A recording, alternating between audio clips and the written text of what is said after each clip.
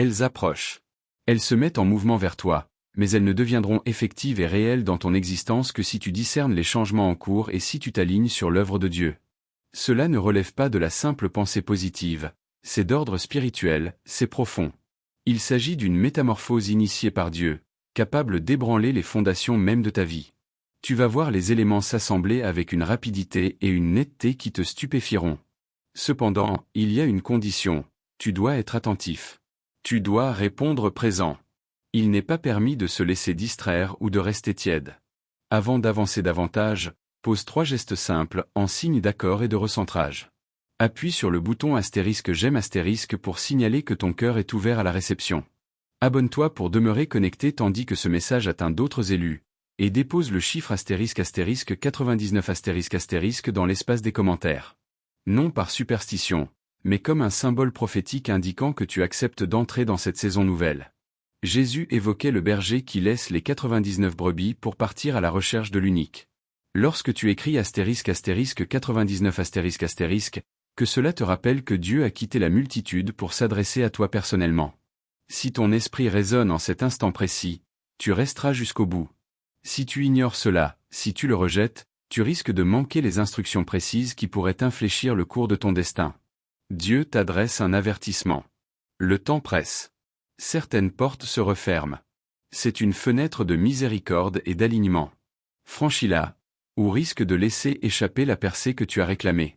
Permets-moi d'être très clair. Ce que Dieu s'apprête à te faire traverser va défier ta perception de la réalité. Cela va renverser ce que tu tenais pour normal. Cela va confronter ta zone de confort, mais cela va aussi t'équiper pour avancer avec un niveau de but, de paix et de puissance que tu n'as jamais expérimenté. Si tu es prêt, prends une inspiration et stabilise-toi. C'est un avertissement, c'est un appel, c'est ton moment. * aujourd'hui, si vous entendez ça. Voix, n'endurcissez pas votre cœur. * Hébreux 3h15. Il arrive un moment dans l'existence où Dieu parle avec une telle clarté qu'on ne peut l'expliquer. Tu le ressens dans ta poitrine. Tu sais que c'est la vérité. Même si tu ne la saisis pas encore entièrement, ce moment est là. Dieu te parle. À toi qui t'es toujours senti un peu en marge.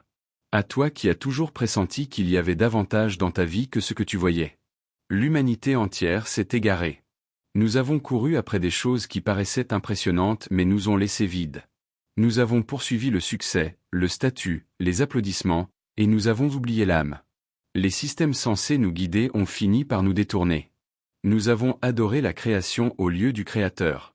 Est-il étonnant que tant de personnes se sentent confuses, épuisées et déconnectées ? * à quoi sert-il à un homme de gagner le monde entier, s'il perd son âme ? * Marc 8h36.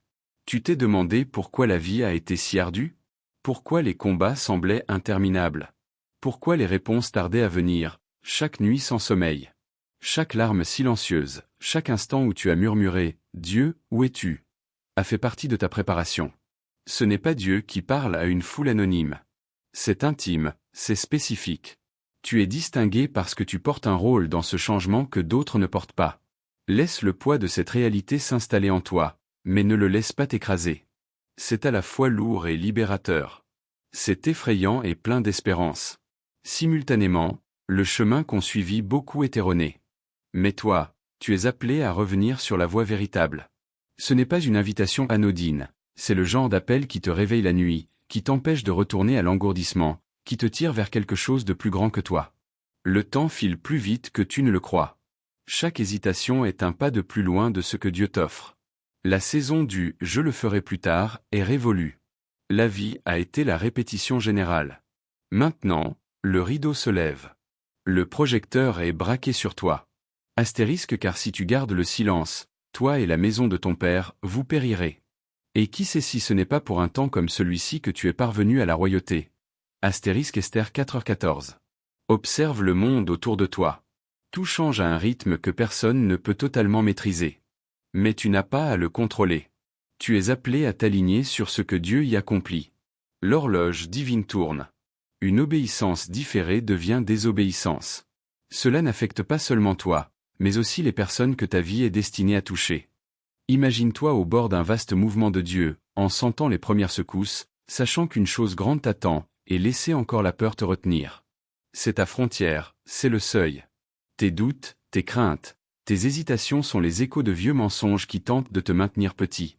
Mais la voix de Dieu traverse tout cela et dit, * confie-toi en l'Éternel de tout ton cœur, et ne t'appuie pas sur ta propre intelligence. * Proverbe 3h5. Pour avancer, tu dois d'abord être lucide sur ce qui a dévié. En tant que culture, nous avons couru après des vents superficiels.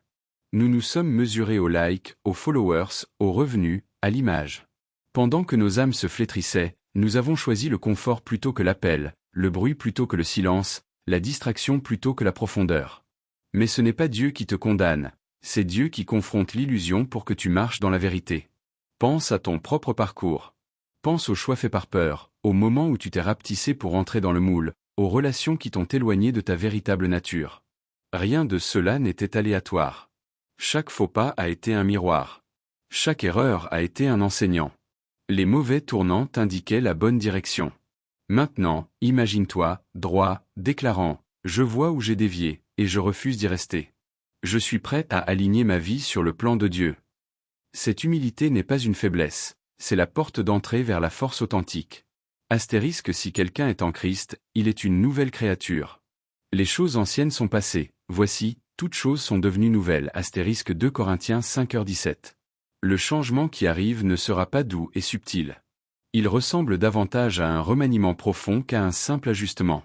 Des situations anciennes qui semblaient permanentes vont commencer à se fissurer.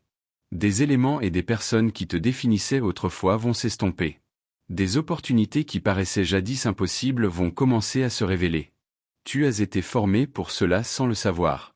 Chaque chagrin, chaque déception, chaque saison de solitude t'a équipé pour cette heure précise. Comme une chenille qui se métamorphose en papillon, il n'y a pas de demi-transformation. Tu n'es pas simplement amélioré, tu es transformé. Tu es aligné avec un dessein plus élevé, qui dépasse ta seule existence. C'est la naissance d'un nouveau chapitre où la clarté spirituelle vaut plus que le bruit extérieur. Cela te mettra à l'épreuve, cela t'étirera, mais cela te récompensera également par une intuition, une force et une paix qui surpassent toute intelligence. Philippians 4:7. Et écoute ceci très clairement, tu n'es pas un personnage secondaire dans cette histoire. Tu n'es pas une silhouette en arrière-plan. Tu es celui à qui Dieu parle. * Vous êtes la lumière du monde. Une ville située sur une montagne ne peut être cachée. * Matthieu 5h14. Ce n'est pas une poésie pour quelqu'un de plus saint que toi. C'est la vérité pour toi. Rappelle-toi toutes les fois où tu t'es senti différent. Comme si tu n'entrais pas tout à fait dans le cadre, comme si tu percevais des choses que les autres balayaient. Ce n'étaient pas des défauts, c'étaient des indices.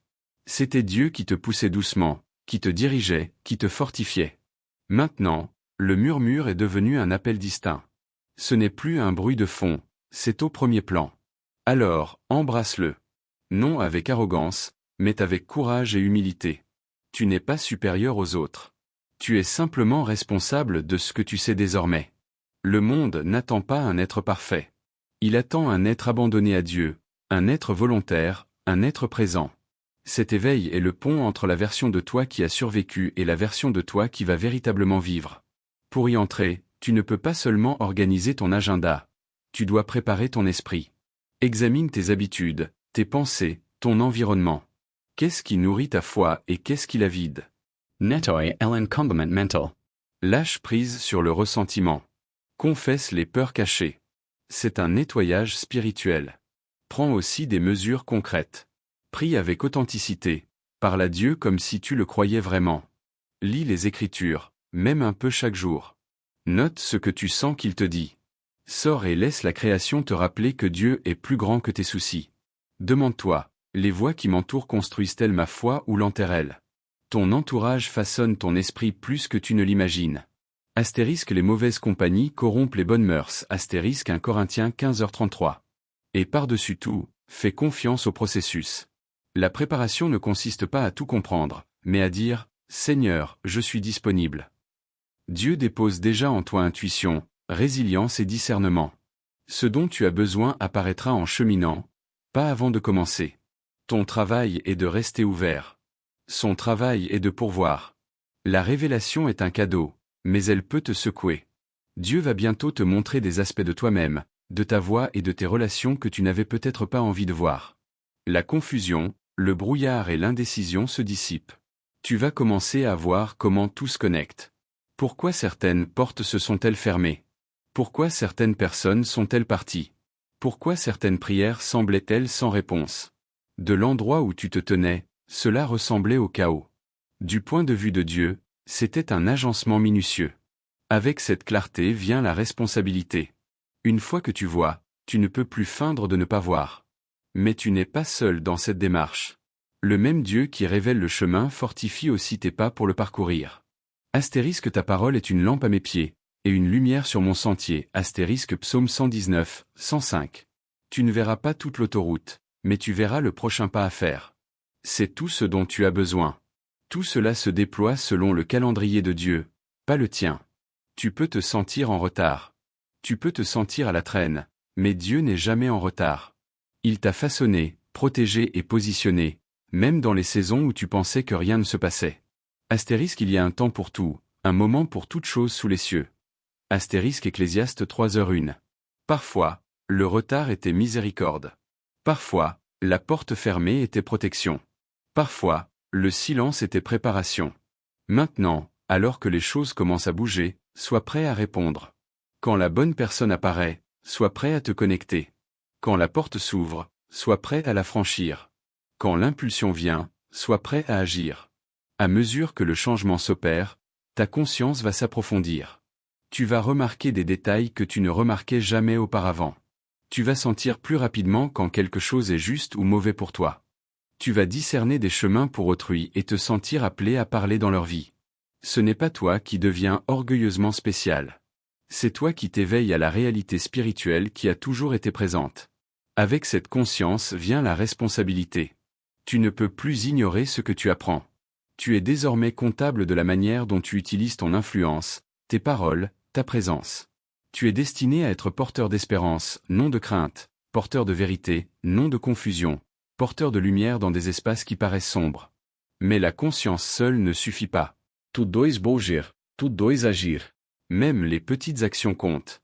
Un appel que tu évitais, une habitude que tu sais devoir briser, un pas de foi qui t'effraie comme commencer quelque chose que Dieu a placé sur ton cœur ou t'éloigner de quelque chose que tu sais mauvais.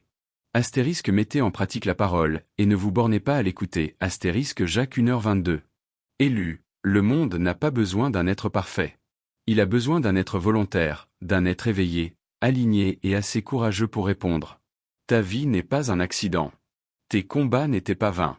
Ta survie n'était pas dénuée de sens. Tout t'a conduit à cet instant précis. Voici donc l'invitation claire et simple. Lève-toi, entre dans l'identité que Dieu te donne. Lâche prise sur la personne que tu n'étais jamais censé être. Accorde ta vie avec les cieux. Dis-le à voix haute si nécessaire, je suis prêt. Je choisis l'alignement. Je choisis la foi. Je choisis mon appel. Puis agis en conséquence. Pense ainsi, marche ainsi. Non par arrogance, mais avec une confiance calme et stable. Le monde attend ta lumière. Dieu est prêt à guider tes pas. Et ton avenir n'est pas quelque chose à redouter, c'est quelque chose dans lequel entrer, par un choix à la fois obéissant et courageux.